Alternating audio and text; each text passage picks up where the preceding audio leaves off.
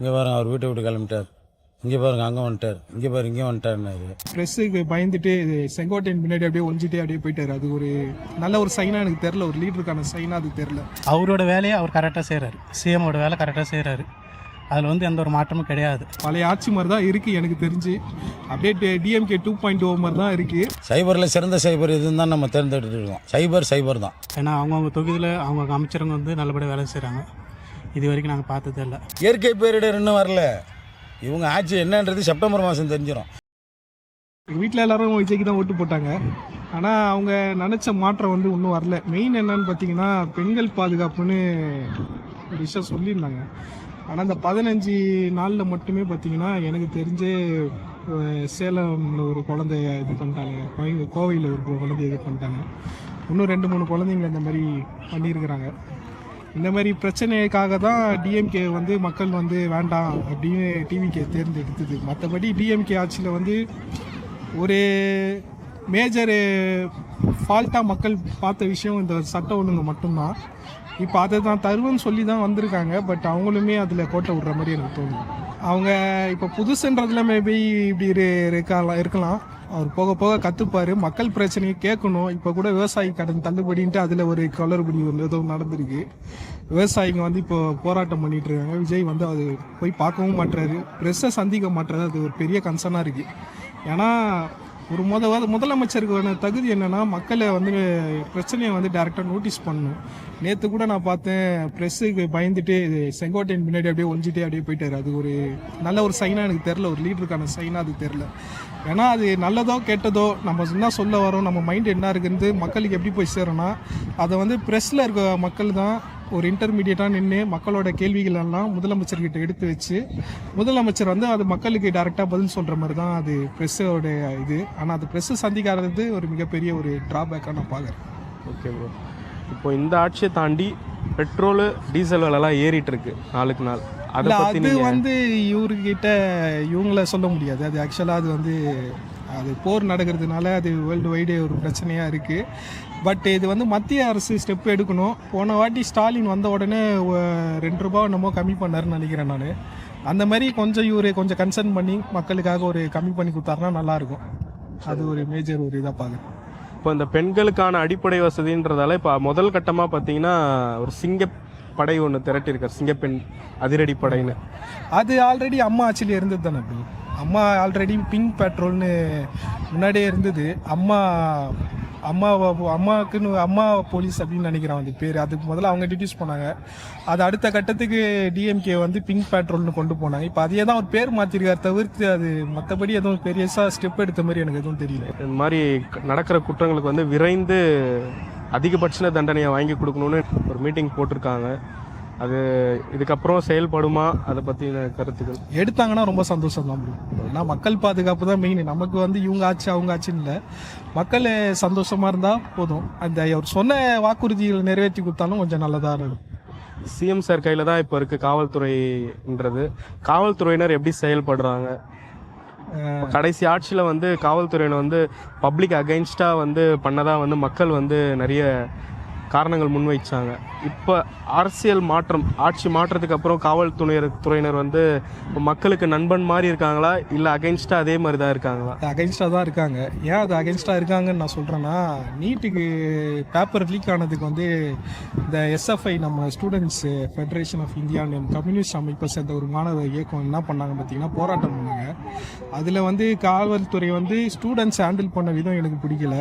அது மட்டும் இல்லாமல் எனக்கு தெரிஞ்சு ஃபஸ்ட் டைம் வந்து ஸ்டூடெண்ட்ஸ் மேலே எஃப்ஐஆர் வந்து ஃபைல் பண்ணியிருக்கிறாங்க. அது வந்து எடுத்துட்டாங்களா என்னென்னு எனக்கு தெரியல. பட் எடுத்தால் நல்லது. பட் ஸ்டூடெண்ட்ஸ் மேலே எஃப்ஐஆர்ன்றது கண்டிப்பாக அது நல்ல ஒரு இதாக நான் பார்க்கல. ஸோ காவல்துறை வந்து கொஞ்சம் இதாக தான் இருக்கிறாங்க. பழைய ஆட்சி மாதிரி தான் இருக்குது எனக்கு தெரிஞ்சு. அப்படியே டிஎம்கே 2.0 மாதிரி தான் இருக்குது. பட்டு ஒரு சில விஷயங்கள் மாற்றம் பண்ணலாம். மாறும் நினைக்கிறீங்களா? நினைக்கிறேன். மக்கள் அதனால தானே அவரை தேர்ந்தெடுத்திருக்காங்க. கண்டிப்பாக மாறும் நினைக்கிறேன். பார்க்கலாம். மெயின் கன்சர்ன் மக்களுக்கு வந்து டைரெக்டாக ஒரு ரீச் பண்ணணும், ப்ரெஸ்ஸை சந்திக்கணும். அதுதான் என்னோட கன்சர்ன், மெயின் கன்சர்ன். நீங்கள் சார் சிஎம் சாருக்கு எதனா சொல்லணும்னு நினச்சிங்கன்னா என்ன சொல்லுவீங்க? நல்லா பண்ணுங்க, பைடாமல் பண்ணுங்க. மக்கள் உங்களை தான் தேர்ந்தெடுத்திருக்காங்க, மக்கள் உங்களுக்கு தான் மெஜாரிட்டி கொடுத்துருக்குறாங்க, மக்கள் உங்கள் மேலே ஒரு நம்பிக்கை வச்சுருக்கிறாங்க. கண்டிப்பாக அந்த நம்பிக்கையை வந்து நீங்கள் வீணடிக்கக்கூடாது. மக்கள் எப்பவும் உங்கள் பக்கம் தான் இருக்கிறோம், இப்போவும் உங்கள் பக்கம் தான் இருக்கிறாங்க. ஆனால் இந்தமாரி அங்கங்கே நடக்கிற செயல்பாடுகள் வந்து கொஞ்சம் சாட்டிஸ்ஃபைடாக இல்லை. நீங்கள் அதுக்கு விரைந்து எடுக்கணுன்றது எங்கள் கோரிக்கையாக நான் வைக்கிறேன். ஓகே. இப்போ கோவையில் இந்த 10 வயசு குழந்தை ரேப் பண்ணி கொண்டு இருக்காங்க, அதுக்கு வந்து சிஎம் சார் நேராக போய் பார்க்கல அப்படின்ட்டு ஒரு, ஏன்னா இவர் ஆட்சிக்கு வரதுக்கு முன்னாடி பார்த்தீங்கன்னா எங்கே இஷ்யூ நடந்தாலும் டைரெக்டாக வீட்டுக்கு போய் மீட் பண்ணிட்டு வருவார். ஆனால் ஆட்சிக்கு வந்ததுக்கப்புறம் இங்கேயும் போகல அங்கேயும் போகலன்னு மக்கள் வந்து கோரிக்கை வைக்கிறாங்க. இல்லை, அது முழுக்க தப்பு தான். அவர் அறிக்கை விட்டதே பார்த்தீங்கன்னா ரொம்ப ஒரு பெரிய லெவலுக்கு ப்ரொட்டஸ்ட் போனதுக்கு அப்புறம் தான் ஒரு அறிக்கையே ட்விட்டரில் போட்டார். ஆக அது கண்டிப்பாக அவர் போய் பார்த்துருக்கணும், அந்த குடும்பத்தை பார்த்துருக்கணும். இல்லை யாராக இருந்தாலும் சின்ன குழந்தைய இழந்து வாடுற ஒரு, இப்போ பார்த்தீங்கன்னா பசங்க அந்த டிவிகே சைடுக்கு சப்போர்ட் பண்ணுற பசங்க வந்து ரொம்ப வல்கராக பிஹேவ் பண்ண ஆரம்பிச்சிட்டாங்க. அந்த பேரண்ட்ஸ் மேலேயே தப்பு போட்டு தப்புன்னு சொல்லி போட்டு இந்த மாதிரி விஷயத்துக்குலாம் அவர் ஒரு அறிக்கை மாதிரி விடலாம். இந்த மாதிரி கொஞ்சம் வார்த்தையை கொஞ்சம் கவனமாக பேசுங்க அப்படின்ட்டு அவங்க கொஞ்சம் அவரோட பசங்களை வந்து கொஞ்சம் இது பண்ணலாம். முன்ன இருந்த ஆட்சிக்கும் இப்போ இருக்க ஆட்சிக்கும் என்ன டிஃப்ரெண்ட் இருக்குது? ரொம்ப டிஃப்ரெண்ட் இருக்குண்ணா. இந்த அம்மா உணவகம் வந்து ஏற்பட்டு கொடுத்தது ரொம்ப ஒரு சிறப்பான விஷயம் இது. அது இல்லாத வந்து இப்போது ரொம்ப மாற்றம். ஏன்னா அவங்கவுங்க தொகுதியில் அவங்கவுங்க அமைச்சரவங்க வந்து நல்லபடியாக வேலை செய்கிறாங்க. இது வரைக்கும் நாங்கள் பார்த்ததே இல்லை. ஒரு 30 வருஷமாக ஆண்டு நாங்கள் இது வந்து பார்த்ததே கிடையாது. அவங்க ஆட்சி காப்பாற்றிக்கிட்டு இருந்தாங்க. இப்போ வந்து ரொம்ப சிறப்பாகவே இருக்குது. இப்போ போன ஆட்சியில் வந்து பாலியல் வன்கொடுமையினால தான் நாங்கள் வந்து டிவிகே ஆட்சியை தேர்ந்தெடுத்தோம். இப்போ இந்த ஆட்சியில் இந்த 15 நாளில் இவ்வளோ கேசஸ் ஃபைல் ஆகிருக்கு அப்படின்னு ஒரு கோரிக்கை வைக்கிறாங்க மக்கள் முன்னாடி. அது எதிர்கட்சி சதியாக கூட தான் இருக்கலாம். இப்போ எப்படி சொல்கிறது, முழுமையாக வந்து ஆட்சி ஆளும்போது வந்து எதிர்காட்சி தூண்டி விட்டு தான் வெடி பார்ப்பாங்க, புரியுதுங்களா? அதனால் இதெல்லாம் வந்து அவரோட வேலையை அவர் கரெக்டாக செய்கிறாரு, சிஎம்மோட வேலை கரெக்டாக செய்கிறாரு. அதில் வந்து எந்த ஒரு மாற்றமும் கிடையாது. குறை சொல்கிறவங்க குறை சொல்லிக்கிட்டே தான் இருப்பாங்க, புரியுதுங்களா? இப்போ வந்து எப்படி சொல்கிறது, இப்போ ஒரு விபத்து நடந்திருக்கு ஒரு பெண்ணுக்கு, அதில் வந்து கூட திமுக ஆளுதான் செஞ்சுருக்காங்க கேள்விப்பட்டிருக்கோம். அதுபோல் தாவேக்கள் வந்து எந்த ஒரு குறைகள் வந்தது இல்லைல்ல, ஆட்சி ஆளும்போது இந்த மாதிரி குறைகள் வர செய்யும். நேற்று வந்து ஒரு பாலியல் வன்கொடுமை ஒரு கேஸில் வந்து நேற்று ஒரு தீர்ப்பு ஒன்று வந்திருக்கு, அதை நீங்கள் எப்படி பார்க்குறீங்க? ரொம்ப நல்ல தீர்ப்புனா அது, உண்மையில ரொம்ப தீர்ப்பு அது. அந்த மாதிரி தீர்ப்புங்க வந்தால் தான் தவறு செய்யறதுக்கு வந்து எல்லாமே பயப்படுவாங்க. அந்த மாதிரி தீர்ப்பு வரணும், இன்னும் வரணும்.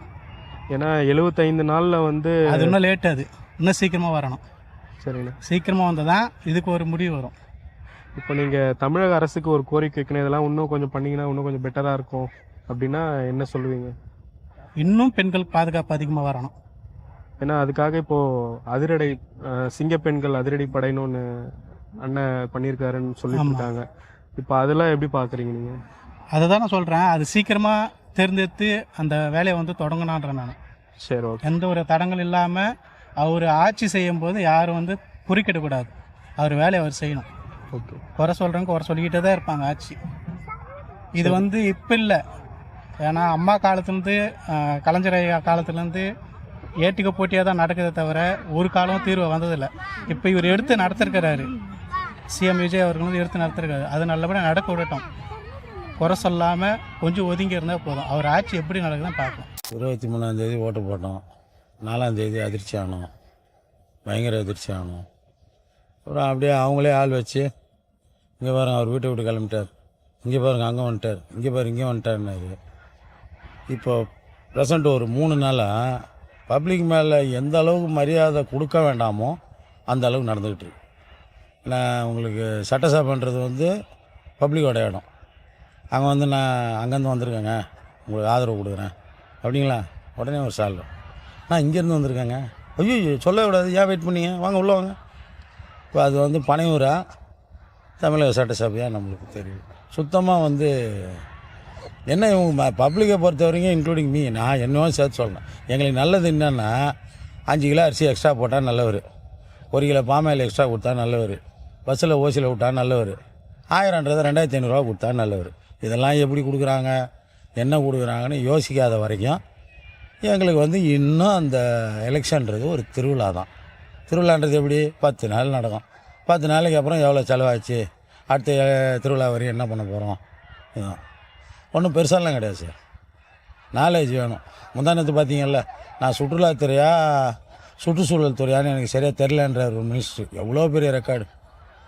நாங்கள் திருவண்ணாமலை மாவட்டம், எங்கள் எம்எல்ஏ நாங்கள் பார்த்ததே கிடையாது.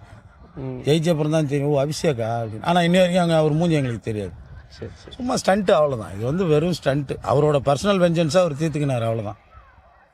3 வருஷத்துக்கு முன்னாடி வரையும் பாராட்டிட்டு திடீர்னு வந்து இது பண்ணார், பாராட்டிட்டார். சரி 2 வயிட்டு வந்துட்டார். என்டி ராமாராவ், எம்ஜிஆர்லாம் உடச்சிட்டார், எல்லாம் ஓகே.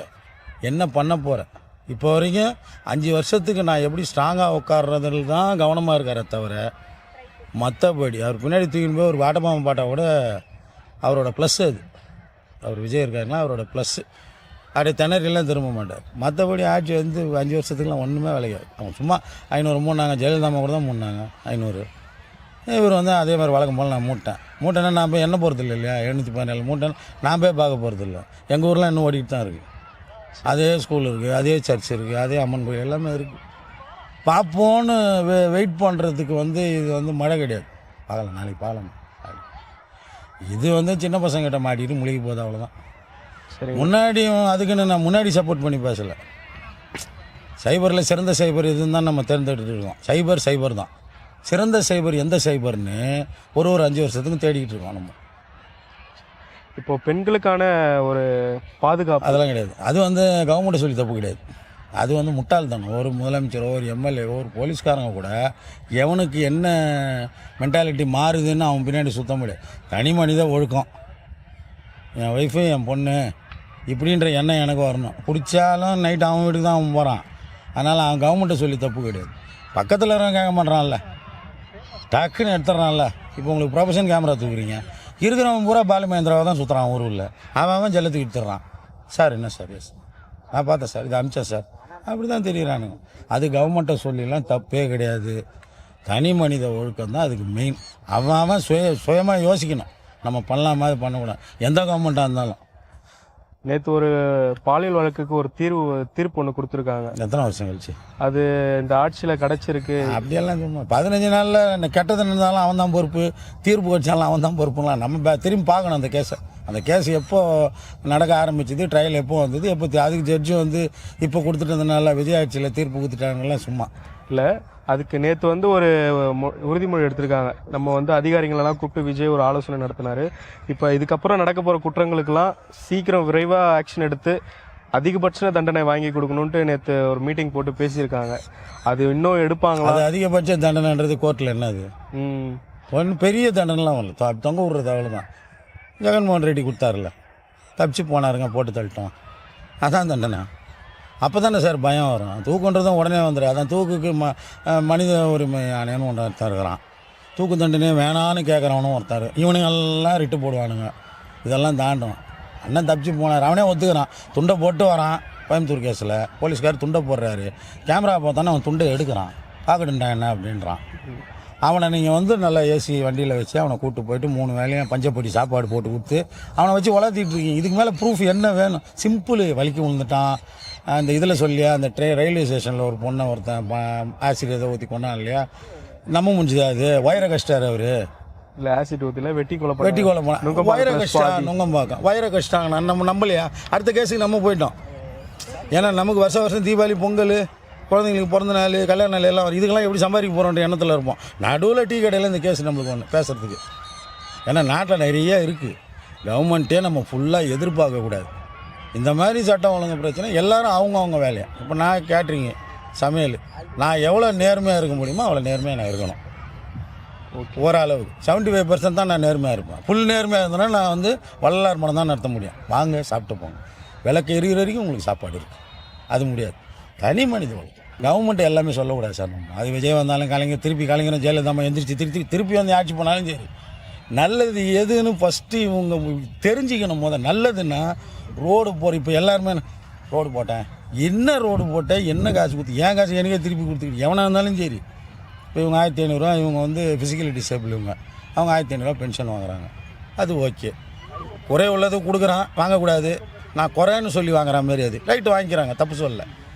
இது வந்து ஒரு எலெக்ஷனுக்கும் ஏலம் எடுக்கிறானுங்க, ஏலம் விட்றாங்க. இப்படி இந்த ஜாதி வாரி கணக்கெடுப்புன்னு சொல்கிறானுங்கள்ல, எடுக்கவே மாட்டுறாங்க. எடுக்கவே மாட்டான். ஒவ்வொரு எலெக்ஷனுக்கும் எடுத்துனுக்கிறான் ஒரு தொகுதியில். அது மட்டும்தான் இந்த எலெக்ஷனில் இல்லை. இந்த ஜெயிச்சு வந்தாங்க இல்லையா, அது ஒரு சந்தோஷம் எனக்கு. பரவாயில்லப்பா, அப்பா அங்கே ஐராகிறான்பா போடு, அங்கே வந்து மொழியாராக இருக்கான் போடு, இவனை போடு. அது இல்லை. இவங்களுக்கு ரொம்ப இருக்குது. இயற்கை பேரிடர் இன்னும் வரல. இவங்க ஆட்சி என்னன்றது செப்டம்பர் மாதம் தெரிஞ்சிடும். நீ அப்பயும் அவங்கள சொல்லிட்டு இருக்கக்கூடாது. அவங்க தெரிஞ்சு போச்சு, அவங்களுக்கு தெரிஞ்சு. இவர் நிறைய பொய்யும் சொல்லிட்டார். பிப்ரவரி மாதம் சட்டமன்ற கூட்டத்தொடரில் உங்களுக்கு பட்ஜெட்டை தாக்கல் பண்ண அப்புறம் என்ன இவ்வளோ கடனா அப்படின்னாரு. அதிர்ச்சியா நமக்கே சாக்காச்சு. என்ன இவ்வளோ கடனானா தெரியாதா உனக்கு?